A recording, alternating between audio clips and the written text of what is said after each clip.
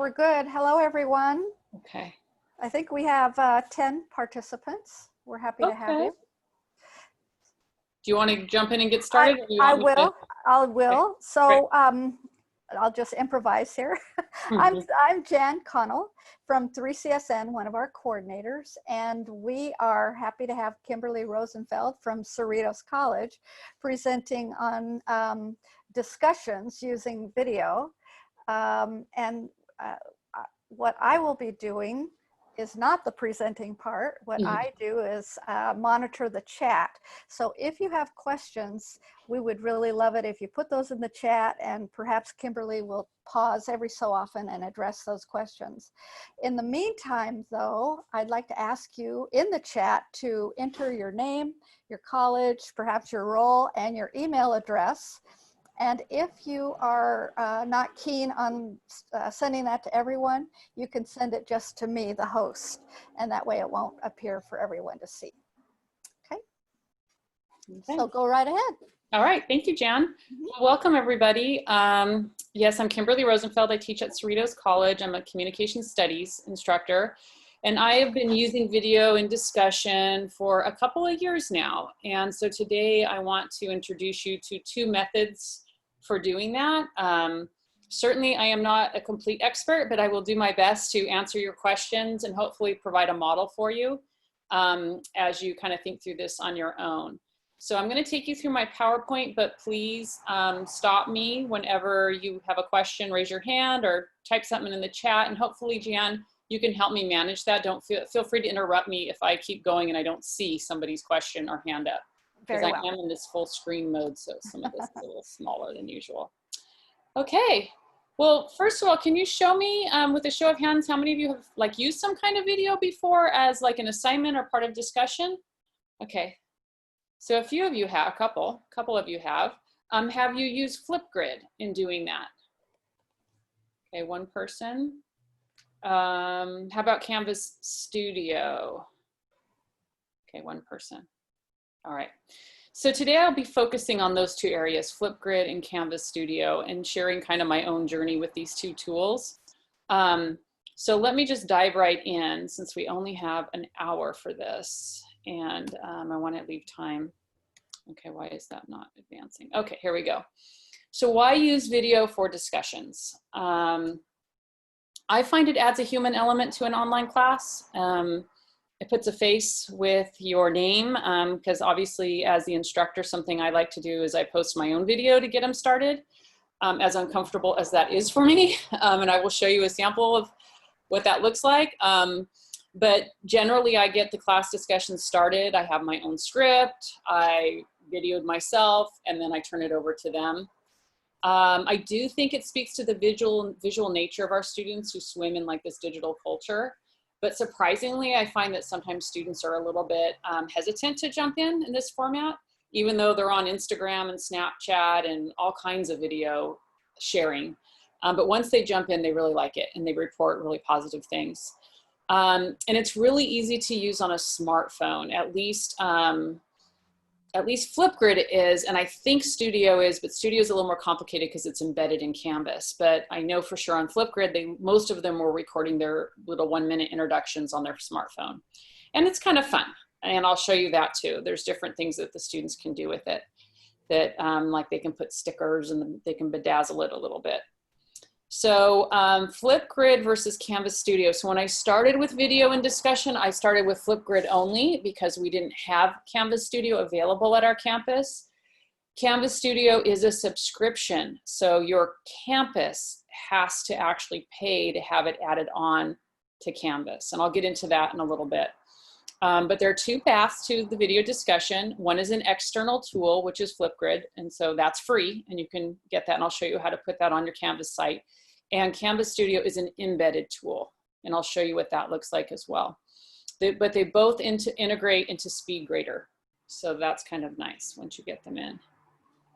I'm going to start with Flipgrid and then I'll move to Canvas Studio. Flipgrid has some great getting started videos on their website. So they have an external website. Let's see if I can do this without, oh, look at that, I did. So here's their website. And I'm not going to show you these videos yet, but they're really short. This one is for educators, kind of how to get started. This one's for students. This is about 1.5 minutes. This is about 1 minute. And it's just a real quick introduction to Flipgrid. And we can, if we have time, go back and take a look at those.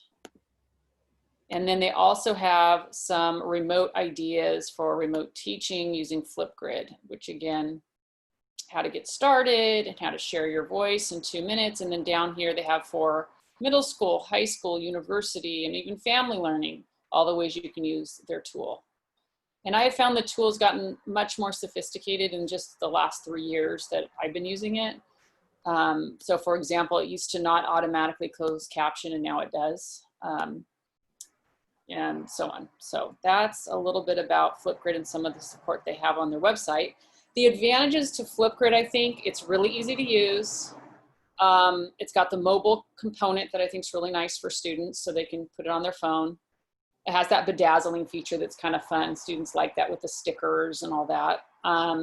There's an automatic closed captioning using Microsoft Azure on it, and must be set up in assignments, which I don't know if that's advantage or disadvantage, but even though if you want to pose it as a discussion on the back end when you set it up, it must be set up through the assignments, not the discussion area of Canvas. And I'll show you that. The disadvantage is it is an external tool. So the support for it is third party. So if you have a problem with it, you're not going to call the Canvas 800 line. You're going to have to interface with Flipgrid directly. And I did have to interface with them a few times. It wasn't too cumbersome. They don't have an 800 line. You have to email them. And they do get back to you pretty, I'd say within 24 hours. But I found that at times frustrating because sometimes I'm making 2 calls, right? I'm calling Canvas for one thing and then I'm calling Flipgrid for another. And it'd be nice to just make 1 call and get all those questions answered at the same time. It can be glitchy when integrating with SpeedGrader. And I learned that the hard way. So it's supposed to feed in, but I was finding some students were showing they had no submission when they actually did have a submission. So then I would have to go back to the Flipgrid end when they integrate, but I'd have to go log into Flipgrid, my free account there, and go, oh yes, these 5 students actually did post videos. So that, maybe they've worked that out. I haven't used it since last summer, but that was that got frustrating when you're teaching maybe 2, 3 online classes and each of them are using Flipgrid and you're having to go, you just can't rely on SpeedGrader. It doesn't really thread the replies, so I had to go back in and kind of count them by hand, whereas, you know, with Studio, you will see threaded replies because it's embedded within. So that if I wanted to say, okay, post a video response to me and then reply to 2 of your classmates and you're giving them points for those replies, I had to go in and hand count them. That was cumbersome. And then again, it could be a disadvantage to set it up in assignments, depending on how you look at it. Okay, are we good so far? I should keep cranking. All right. Let me just quickly go into some advantages of Canvas Studio. We adopted this at a departmental level last summer. So last year at this time, I convinced administration to buy a subscription just for the Comm Studies department because we were rolling our oral comm classes completely online for the first time ever, given the state chancellor's office had lifted, not the chancellor's office, I think it's the CSUs, had lifted their ban on fully online classes that count toward the Golden 4 meeting the oral communication requirement. So that was a big deal for us. So we thought this is great. We can do things like, you know, public speaking even online now, and they will be recognized and accepted by the CSUs. So we were looking into tools to help us, and Canvas Studio was what we landed on, and we were able to get a departmental level subscription. We did that for a year, and just this semester, once we closed with COVID-19, they scaled it up to a campus-wide subscription. So I'll show you what that looks like. It will thread your, yep. Kimberly, Yep. there is a question. I guess Danielle would like to know if you're going to be covering the discussion boards that don't have video capability, or is that a different session? I could talk about that. I think all the discussions have they start out by non-video, and then you have to like intentionally add the video component. Okay. Yeah. So I can definitely get into that. Sure. Okay.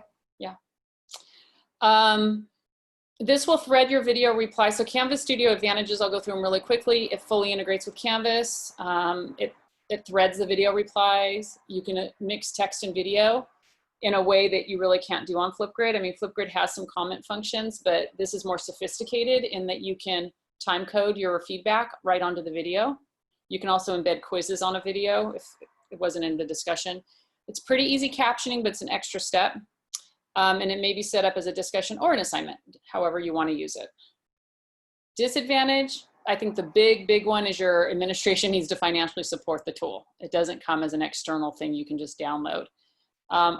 The extra step for captioning, I think, is a disadvantage when you compare it to Flipgrid, and it doesn't have a standalone app because it's going through Canvas, so they'd have to use their Canvas app on their phones. So here's some screenshots to just kind of get you started on how I set it up. This is my assignment. It's a self-introductory assignment. I have my objective and instructions, and I'm happy to quickly read it through to you. So the purpose of this first discussion is to begin to form a learning community. Communication channels that support voice and image are richer than those that are print only. So for this first discussion, we'll be using a media-rich tool, Flipgrid. The instructions for this assignment are pretty simple. I just want students to introduce themselves. I really just want to get them on there. Indicate what you hope to learn by taking this class, including the introduction, a brief reflection on the presence of media in your life. It's a media class. By discussing what social media tools you use on a daily basis and how you think they impact your life. And then also upload a photo of yourself to your Canvas account. If this is your first time using Flipgrid, no worries, it's really simple. You can use your computer, tablet, or smartphone, and you'll need is a camera and a microphone. And if you like, you can review the brief introduction to Flipgrid, which is the video I showed you earlier, I link it, or look at a print guide, which they have that available as well. I give them 10 points for it. I don't grade it. I just say, hey, get in there and have fun with it. That's like the first assignment using the tool. Any questions about that? Pretty straightforward. Okay. None that I can see. Okay, so when you're gonna add Flipgrid, and I want to get too much into the how-to, but if you go into, I'm in the settings on your Canvas homepage, you go to settings, and you'll notice that you have the app at the top. There's 1, 2, 3, 4, 5 different little buttons. And at the top, one is called apps, and you search in there for Flipgrid, and you'll see it show up, and then you have to load it on to your Canvas page. Does that make sense? I don't know, has everybody used external apps before in Canvas? If you haven't, I encourage you just to look at the list. There's a ton of them. But this one, it's just really simple, and then you hit to install it. And I won't go through all that with you, but just wanted to show you where on Canvas you would find the tool. Okay. When it comes to embedding it in assignments, this is an important kind of tip. Under submission type, you have to enter or find an external tool URL. And you can't find that until you've loaded Flipgrid as an external tool. But this is kind of the step, if you don't remember to do it, that's where you can get tripped up and say, how in the world do I get Flipgrid loaded in? But once you get the URL loaded, it'll automatically populate onto your discussion or your assignment. Once students start to respond, I have intentionally blurred their names and faces per the request of 3CSN. You'll start to see their responses this way. I'm not in SpeedGrader. This is just loading on the assignment in my view, and I can see when they posted and how many people have viewed their videos. And then if I'm a student and I want to reply to another student, I can use the green button to give my own video feedback, or in the comment box, I can type some comments there. And so I give them the option to do either when they're commenting to their students or their fellow classmates. This is what a student video looks like, and a little bit of that bedazzling I was talking about. You can leave a vibe. You got like a hot thing, a star. You can do all kinds of fun little things. And I think the students really appreciate that. If you can see just at the very end of the screen, you see the 2 students who've replied. It's showing their pictures down there. I can see that 2 students have replied to her. And this is another one in a SpeedGrader view. So in SpeedGrader, the video shows up on the left, and you have your rubric and your comments on the right that you can give. Okay. Quickly on Studio, here's some screenshots. So if you notice in my blue navigation bar, the third from the bottom, there's an icon called Studio. Okay. that shows up if your campus has subscribed to it. When we had a departmental level subscription, I did not have that icon, but I had to use this little V bar that I've clicked on that shows my different applications. And at the last one there, I show the drop-down menu. It says Canvas Studio. I would select it from there. And now I'm in discussions, though I'm not in assignments. But again, I have that capability in both areas with Studio. Are you ready for a couple questions? Sure. Okay, so one is, if their system is saying consumer key, does that mean that their campus is not currently paying for it? Is that Flipgrid? I'm not sure. If it's Flipgrid, I think it'll say consumer key, but it'll give you one. Oh. Yeah. You just Okay. watch that video, it'll show you, and they give you the key. But if it's Studio, you definitely need a subscription, but not Flipgrid. Okay. Yeah. And then Christine Miller is asking if it's just as easy to link out to your Flipgrid assignment because instructors have a hard time installing it at a course level. I've never had trouble installing it at the course level. It's more the SpeedGrader part that's kind of given me trouble. But I would check that again this semester, and because they're constantly improving that tool, especially now in light of all of us being online. But I always liked it embedded because I tend not to like to bring students to external sites, right? Okay. The more I can keep them in Canvas, I think it's just easier for everybody. But certainly you could do that as an option, absolutely. Okay, great. Anything else? Okay, so if you notice on this Canvas Studio, I have the same assignment. I have the assignment all set up, the text portion, but I'm going to select that Studio button at the bottom. And what's going to happen is I have a bunch of videos that are loaded here for different classes. They all kind of go into like this video bank. And if you see the one where I'm in that orange sweater, that's my video introduction. And I can just select that and use it from a previous semester or change it. If I scrolled up, which this is a screenshot, I have a video recording tool as well. I can just record on the spot a new video if I prefer. But once I get that embedded, it'll ask me, do I want to allow comments or not directly on the video? And I usually say yes, so the students can time code and I can. And then you just hit embed. You see the embed button. And then you'll have it in your, it'll be right in your assignment. And then here, students can comment up here at the top window. That's the time-coded comment. I'll show you another screenshot of that in a minute. But I like them to comment down here in the lower box because that is where I can see it thread when I grade it in SpeedGrader. But I can see both options in SpeedGrader. So if they make a mistake and they do it up in the top box, it's not an issue. It's pretty easy to handle. And this is a sample I put up for the students. This is an Ellen DeGeneres kind of comedy thing she does. And if you notice, in the comment box, when typing begins, the video will pause and it adds time-coded feedback. So as the student, and this is with Canvas Studio, not Flipgrid, as they're watching their video, they can see the bubbles of comments coming up, which is kind of nice. And if you scale this up to like a full-blown speech or a presentation that you're grading, as an instructor, that's a great feature because you can just kind of type as they go along, which is really cool. All right, that's as far as I wanted to go with like the screenshots for you, but I'm happy to now kind of free flow a little more and just answer questions you might have and show you other things that you were expecting to do in this session. Okay, so I'll tell you the questions that appear and then maybe we open it up and people could raise their hand. Sure. So one of the questions, and maybe you covered it, is what are the advantages of Canvas Studio as opposed to students using the media option in discussion? You know, I really haven't used the media options, so maybe I'd love to hear more about your experience with that. I think when we chose Studio, our big kind of criteria were the ability to caption, because if you're having students engage in a discussion where other students are viewing each other's videos, you have to have that captioned. And so we wanted kind of something that was pretty easy and pretty accurate so people didn't have to go through and do a ton of corrections. And we found that Studio was really good at that. So that was the first thing. And then we really liked as a department the ability to time code that feedback.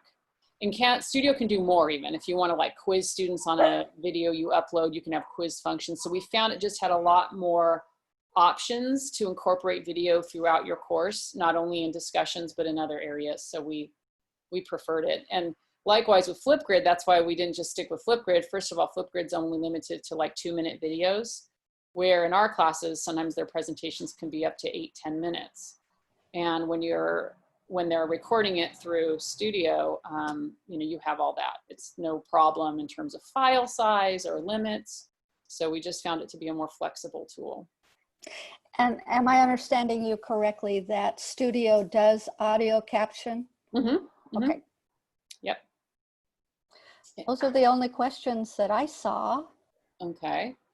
Yeah, Studio also, like you can import an entire, like I have some older films that I used to show in class that weren't captioned and they needed to be, and I imported them into Studio and Studio captioned them for me.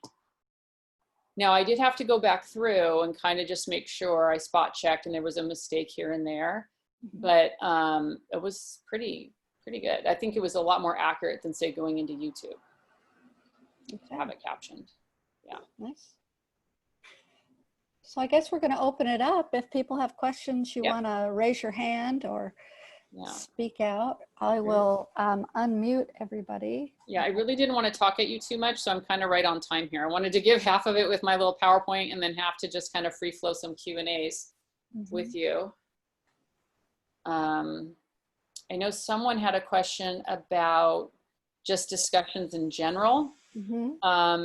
And I do use discussions outside of video. Like this is only one of my discussions, right? I use weekly discussions, but I've put even students in groups and discussions. So you can group them in Canvas and then you can set up your discussion. So individual groups have that discussion, but at all speed grade in the speed grader, you just still grade them individually, which is kind of nice.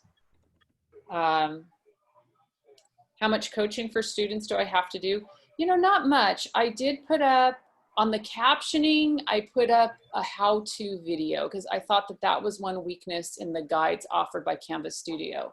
So both platforms offer guides, right? Flipgrid, I didn't have to do too much troubleshooting but it's a much more simple tool. Where Studio, when it came to, especially when we only had a departmental level subscription, things were showing up differently than in the actual official guides for Studio. So I found that I did upload a little how-to PowerPoint for captioning. It was really the captioning part that they were struggling with because it's an extra step, but otherwise very little coaching. And actually this semester, now that I've uploaded that, I don't think I had one question on it. So it was, we're real happy with it. I'm real happy with it. And I think our department is in general. Yeah.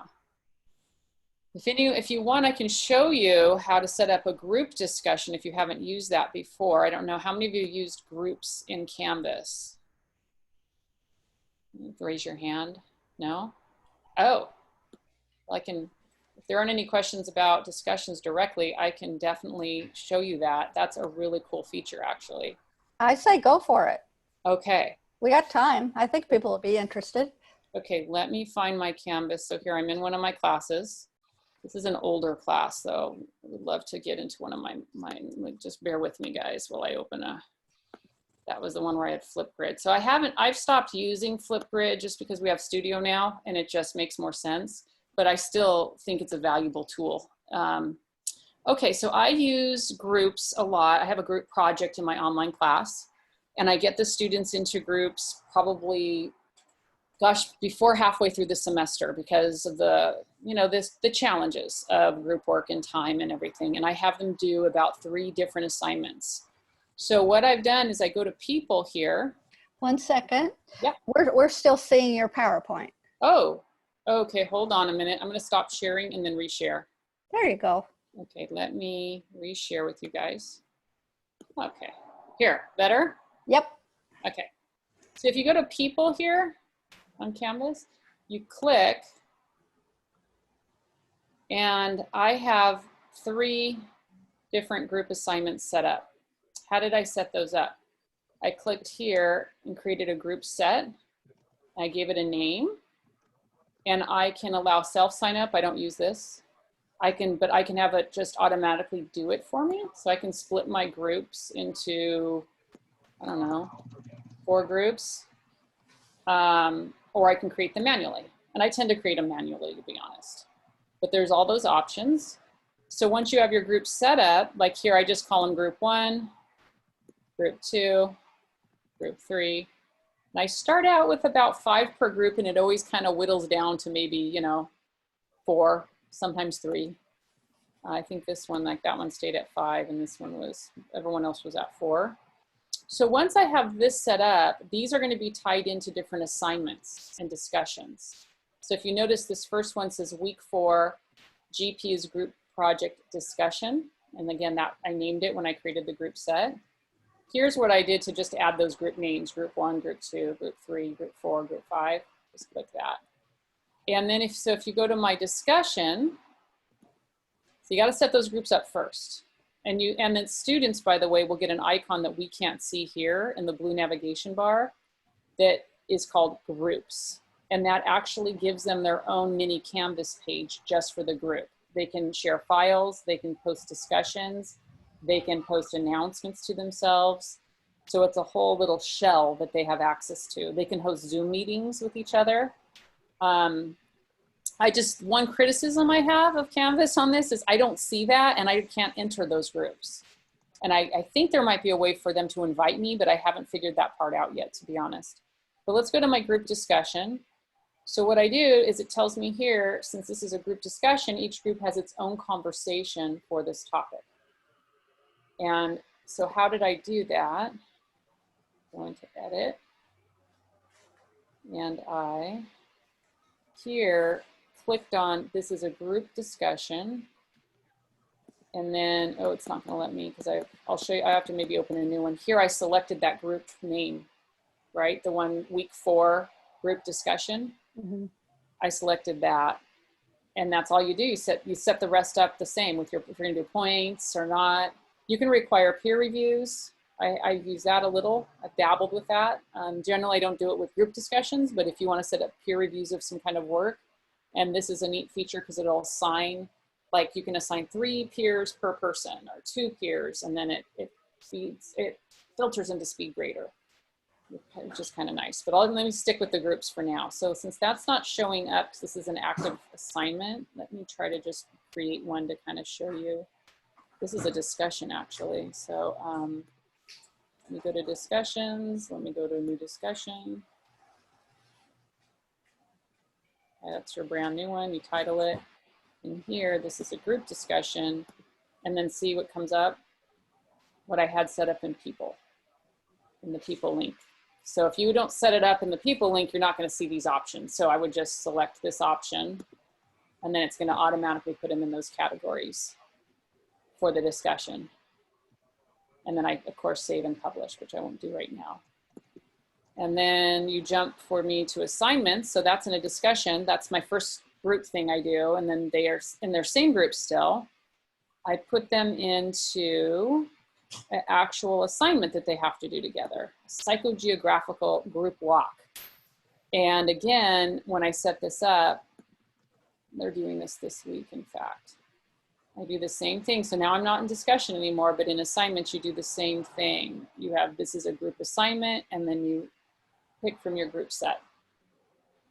And voila. And then when they submit, this is important on the group assignment. Actually, there's a distinction on discussion in group and assignment in group. On the assignment, you're going to have one group submission. So when you grade it and you give comments, it will go to the entire group. So it's like you only have to grade 4 of these, or for me, I had 5 groups. I would only grade 5 of these, right? But I could also assign grades. If you see this box here, I can assign grades to each student individually. So they'll all have the same submission, but I can assign an individual grade to each student. I prefer to do group level grades, but it gives you that flexibility. However, once you set it up as a group level grade, it doesn't let you toggle back and forth when you say, oh, but I want to switch this back to an individual. It becomes problematic. So I ran into that last when I first used the tool. Okay, and then in the discussion part, when you grade it, it still brings up the individual student submission. So that was week 4. This is a class that's already passed. In fact, I thought it was mine. So I can kind of show you in SpeedGrader. Go into it here. Of course, I don't know, why am I not seeing this? So I can see the submission here, right, what went on, but this is her submit. No, that's Nancy Cooper. Okay, that's not showing the way it usually does. Usually I just see Nancy's and then any replies to her. So I don't know why it's showing that way, but it should just kind of flow. I think maybe because I've closed this, but it should flow. But anyway, it doesn't grade it by group, it grades it by individual is my point with that. Okay, questions about that? And then I guess the last thing I'll do is I have them do a final group submission assignment on the last week. So they have 3 opportunities to collaborate in this kind of official way. And oh, that was my other assignment. Let's go to week 9. I submitted week 9. And it's kind of nice because again, I do grade them on 1 essay and one submission for the group. And it just kind of streamlines your grading, especially like this is due the finals week for me. So when I go to grade, I can just kind of get all 5, unless there's been a problem. They all get kind of the same grade and same input. So I explain that, and here's the rubric. Questions? You're still good? Mm-hmm. Okay. I don't know if there's a way to set this up in Canvas, but to just actually experience the group tool from a student perspective. I took a couple of @1 courses where I was put into groups as a student, and that's where I really got to see kind of the power of that tool for groups. And I've kind of been a proponent ever since. I've used it ever since experiencing it myself. So I really encourage students to like get onto Confer Zoom with each other, which they have all of these, they have in their own group space. And it just works really nicely. How do your students respond? They love it. They love the tools, but they always complain at first about having to do group work in an online class, okay? So the way I've addressed that is if they want, I let them pick their groups, but most people don't know each other. So I kind of randomize that. I try to start it really early, and I try to give a lot of methods to kind of shepherd them along, like in each week's announcement for that week. I'll say, okay, here's where you guys should be at with your groups. This semester, now that we've been on COVID, it's interesting, more groups want to meet with me individually via Zoom. So I think about 3 of the 5 groups I've had one-on-one Zoom meetings with them, and that really seems to help get them going. I'll walk them through the project again. I'll answer questions they might have. I'll help them problem solve if they're having trouble with communication. I do give them one guiding principle. If someone goes silent, which happens, and it happens in every class, but a lot in online classes, they are to like try to reach out to the person, but keep moving.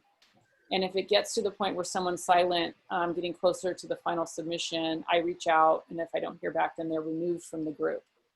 You can remove them from the group by coming back here to people. Sometimes they don't know where to find their group mates either. They don't know to go into this people function. So I will post in discussion or announcements. You've been put into groups. Here are your group members.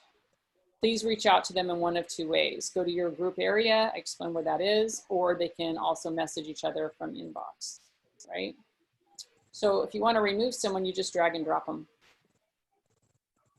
So a couple of questions I see now is, I think what Fawaz is asking for is, can you switch to the role of the student? Can you show us what that would look like? I can do that. I wish they had a student switch on these screens. I hate having to go back to home to do it, but here's my student view. So let me see. Oh, there I am. Let me go back to, oh, wait a minute. They don't have people in here. You're right, good point, because it's not turned on.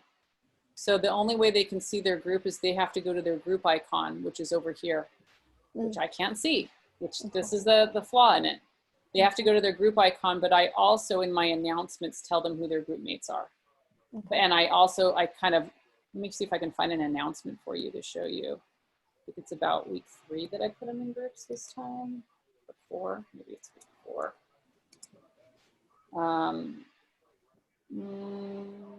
Find your group mates. So here I let them know who's in their group, right? And then I tell them, hey, there's this new button called groups. You want to enter in there. I give them groups overview, video and Canvas, starting a collaboration, starting a discussion together. So these are all like little tutorial videos, right, that Canvas provides. So I really give them, I try my best to give them all the tools they need to get going. Yeah. I was going to say, in addition to that, do you do any norm setting for the groups?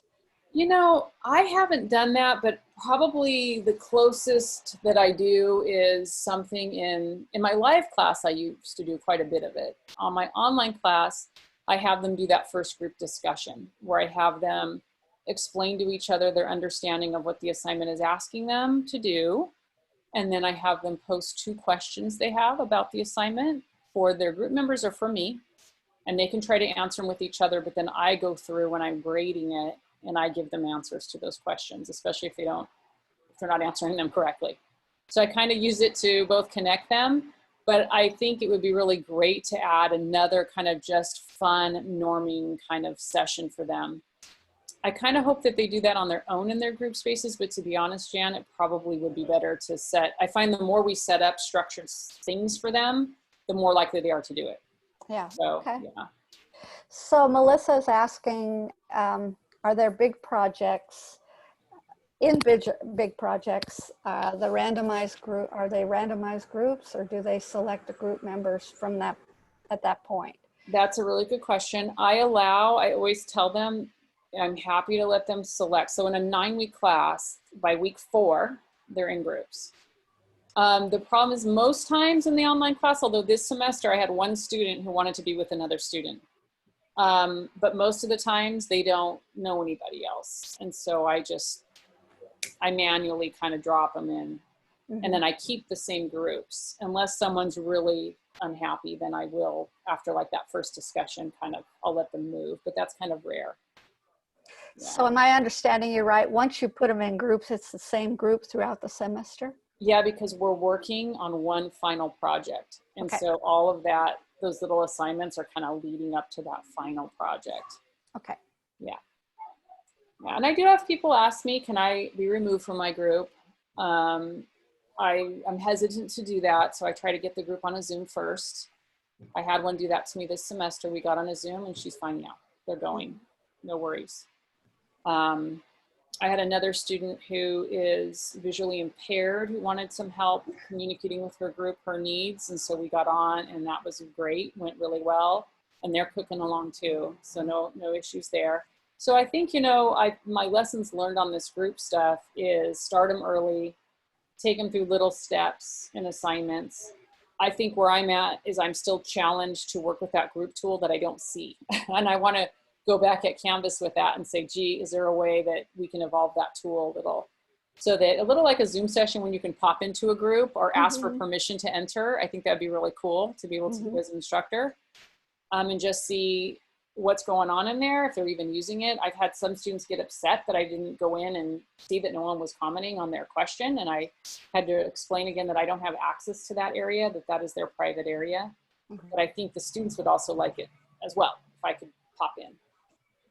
Yeah. Well, it certainly looks like you've done a magnificent job of structuring things. Yeah, I've tried to. Each semester, I try to improve this, and I teach this class in a first 9 week and second 9 weeks. So you have 2 opportunities throughout the semester for improvements and refinements. And I do ask the students for their feedback on this. And I think I owe a lot of the refinement to them because they've, at the end of each semester, let me know what I can work on to continue to help them be successful. I do tell them, I did do a couple things for them. Like I added certain weeks some quizzes specific to their group project. So it's like a survey, I call it. And I start to ask them like how it's going and, you know, who's participating, who's not.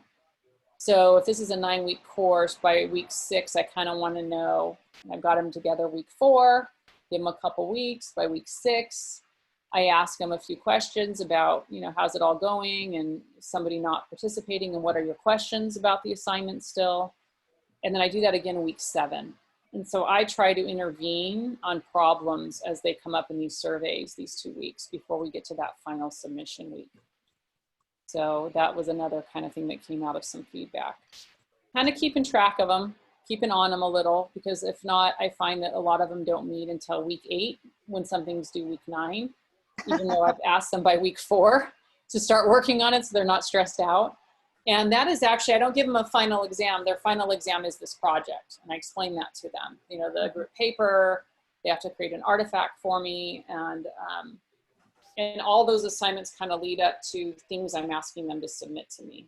Mm-hmm. So, but I really like the idea of doing some norming with them, Jan. I think that would be really helpful. Yeah. I would love to be able to go into their individual sessions and norm with them. Yeah, those that sessions would be fabulous. Would be great. So Melissa is asking, what sorts of things, activities and whatnot do you do to build camaraderie? And are those done synchronously or asynchronously? What do you do? So here's what I do. This is an online class and it wasn't a conversion class. So it just so happened when we closed for COVID, we were ending our 9 weeks. So we end our 9 weeks and we have spring break and we start our second 9 week. We're on an 18-week semester. And literally it was the week we were ending our first 9 week. So by the time we came on post-COVID, it was my second 9-week class that was already an online class. But what I did do that was different and to mixed results is I started hosting Zoom sessions outside of my regular office hours. And I just wanted to, especially with the COVID closure, check in with the students, invite them to free flow into Zoom. But my problem with that was I think I held one at 10 in the morning and another one at 4 in the afternoon. I think I had one student show up to the 10 in the morning office hour and I had maybe 5 or 6 at the 4 o'clock office hour. So I think what I would do differently on that one is I would send out a survey to the students before the semester started or the 9-week session started, asking them for their best available blocks of time. Because I did have quite a few students kind of surprisingly email me to say they're still working right now in COVID. So like I've got one at Home Depot and she's, you know, still going into work and with plexiglass in front of her and she's checking in and out customers at Home Depot. So another one is working in aerospace. So when they're in an online class, it gets hard. If it's listed as an asynchronous class, it's hard to get them all in at the same time and expect them to be there, right? So I was thankful for the ones who showed up, but I would have liked a little better showing than just because, you know, there's like 30 in the class. So I got maybe 10 out of the 30 who actually showed up to those meetings. Mm-hmm. So then I pivoted when I put them in the groups to say, and I did an announcement on this, you know, if your group would like to meet with me, please email me. And then we went through a series of, you know, here are all the dates and times I have available. When can your group members make it? Mm-hmm. And even then I have, I think on the last one, I had at least 2 group members not show up. But the advantage is I can tell the group, look, tell your group members that, you know, we had this conversation and we've had these, you know, we've clarified these things and, you know, get that message back to them. So it's not a perfect science, I guess, is my point when it's an asynchronous online class. But I think doing the video introductions tries to help and putting myself on there helps kind of make me more human to them. Although I hate putting those videos up, I'm more comfortable on Zoom now this way, but I did it for them. And then you know, getting them to do those video introductions is kind of, I think, a way to connect them. And a lot of students comment on my end of class survey that they really liked that element of the class. And then I think giving them maybe more video opportunities using Studio and Flipgrid, I think would also be a really good way to help them connect. Mm-hmm. And that's kind of where I'm at with the connection so far. I think there's still more that could be done, but I'm always kind of balancing not burdening them with it, making it fun, making it engaging, but also, you know, something that's doable. And that all is usually, you know, a challenge. Yeah. I think just the act of working on a project together also has a way of building camaraderie. Yeah, and you know, I have them, I try to let them, this is an artistic, I try to make the project fun. Like one of them is a multimodal project, and so they have to create an artifact that's using different modes of communication. So it's visual, it's textual, it's color, it's space, it's context, to perform a critique through that artifact. And they have to then write up I tell them a 2-page paper. Most of them submit 4- and 5-page papers, which, okay, that's debatable. When you say 2, you should be able to do it in 2, but I kind of welcome the longer papers because I feel like they got engaged with the project and wanted to tell me more about it. And I find that they have a blast with that because I make it pretty free. So I've had people do magazine layouts for it, and others do like handwritten poster drawings and colored, and others who get really into like the meme thing. They want to create memes around it or cartoons, or I just let them kind of have a lot of fun in the digital with it and tell them they can use any tool they want, but it has to be their original group work. And I do find that in the end, if they can kind of get over the stigma of a group, they really have a good time with it and do cite it as one of the more positive experiences of the class. So it's working. Great. But I tell you, it's a commitment for both, right? Both the teachers and the students, because even on my part, I've got to kind of do a little more hand-holding with them and kind of keep on them and be that support mechanism, that facilitator that they need. Mm-hmm. And that means, you know, more Zooms, more reaching out. Like I think I had a group say, okay, we've got a silent member. And so I'm doing individual emails to those silent members saying, hey, how are you? Is everything okay? Haven't heard from you in a while. What can I do to support you, right? Mm-hmm. And I think for audio file, podcast type stuff.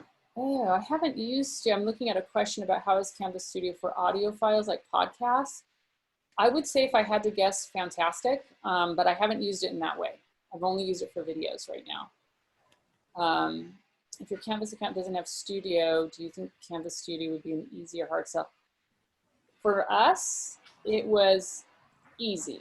And I'll tell you a couple of ways we went about it. I think our field makes it easy because we are comm studies and we have oral communication classes that meet the general ed oral communication requirement, right? And we were rolling online fully online. We had done hybrids for the first time with those classes. And so I went to the VP. I actually met with Studio first. They did a demo. I invited my dean to that demo and the chair. Neither of them could make it, so we recorded the demo, which happened to be a really smart thing. It was all through Zoom like this. I took that recording, I sent it to my dean, my chair, and I think it ended up being sent to the VP of Academic Affairs. And in that demo, we really got to see the power of the tool, right? All that it can do, and I asked a ton of questions. And so our dean, I got the dean to commit and say, you know what, I think this would be really great. We should just try it out for a year. Let's just buy and see how much just a departmental level membership would be, or subscription. And so we got him to kind of pitch it to the VP for us. Then then we've had it for a year and we've given feedback. We love it. All of our part-time faculty are trained on it. Our full-time faculty are trained on it. And Studio also came in and did another training for us. That again, all faculty were invited. We recorded it for faculty who couldn't make it and made that available to our full and part-time faculty as well. And I found their support to be really good. So when I first started this last year, if I called the Canvas line 800 number, and they should be able to answer all questions, but if they couldn't, I would call the rep I was working with at Studio, and he always answered it. I'd say, hey, you might want to talk to the instructor people because they couldn't answer this for me, but you answered it in 2 minutes. So I think they're still working on that communication and that relationship. But when we closed due to COVID, that's when I saw another opportunity to scale this up for the entire campus. And I simply asked, I just said, you know, now that we are literally all online in all disciplines, I think it's to be a really important tool to add. And so I think even being in the situation we're in, it's a really good sell. And I think there are funds at our campuses for this kind of thing now coming through the CARES Act. So the CARES Act, 50% of the money your campus receives must go to students, but another 50% is now being limited to supporting in online instruction for instructors to do their job. And so I didn't have to make a hard sell on it, but I literally just asked, and we had it within 2 weeks. Because once they can load it really fast. If you can get an administrator to move on it and make the call, and just working at the departmental level, once you say, okay, invoice us, we're paying for this, we're doing it, they come in and they load it and it's done. I mean, yeah, it was very, very fast. Do you know if it's expensive? I want to say for the departmental subscription, the way they were working, it was maybe 2,000 or 3,000 for the year. And they're supposed to be working for like up to a certain number of students. And I asked them, gee, that's really hard to know, like, is it going to be 800 students for the semester, 1,000? I mean, he said, oh, we're a little bit flexible. So they seem kind of flexible with some of that. And I communicated that to the VP. And I said, look, I think they'd be flexible with our budget. And if you just would get on the phone and have the conversation with him.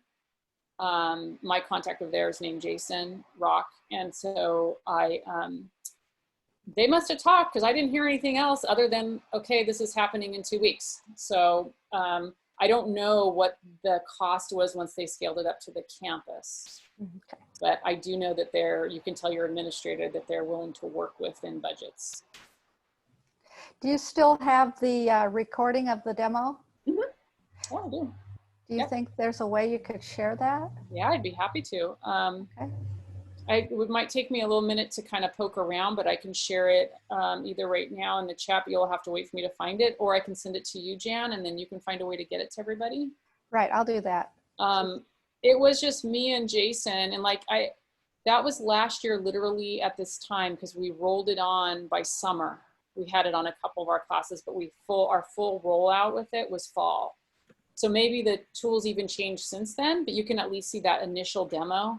I would love to show it. It's maybe an hour long, but it was super helpful, but definitely I'll share that. Yeah. Okay. So I think I have everyone's email address in the chat. And if you haven't had a chance yet to put that email address there, please do it now. And once I compile all that and get the video from you, Kimberly, I'll send it to everybody. Yeah, I'll send it to you right after the call. I think we'll probably have a way to post it on our 3CSN site also. Which reminds me, if you were to go to 3csn.org, there's a whole lot of resources for you. Not only the future Zoom sessions that we change up every week, we also have something which was new to me, a Padlet of information that you can have, and as well as recordings of our sessions. Those have to be edited before they come online for you, but they work their way onto our recordings page. Where's the Padlet? I can show them, Jan. Yeah, please. Just show me where to find it from the homepage here. So if you go to New Online, up, see next to that? Yep. Yep. That is the Padlet. And eventually, there you go. There's a lot on it. So there's a lot. Want to kind of just explain how this Padlet works, what a Padlet is? Well, I'm not sure I know what a Padlet is, but I look at it as a repository. And anyone, including everybody on our Zoom, you can post items. You just got to find the column that you think it best fits in and add something that you have found online. They will need to be adopted. So we have someone behind the scenes looking at all of the items before they go live. So it's a great way to find resources. It's really, really full. The other thing, if you scoot, there's one for students. Okay. I'll kind of gently scooch. You can kind of stop me when you see. I'm trying. Student resources. Oh, yeah, there you go. That one is its own Padlet, and that is for students. So you see that opens a whole new Padlet. If I hit the plus, no, or does that? No, if you go down to where it says 3CSN, there you go. That one. This one. Okay. Yeah. Let's click on it. That opens another Padlet that is geared just for students. And so you can certainly forward it to your students. They might be interested in that. Yeah. Wi-Fi help, free e-text. Yeah. That's amazing.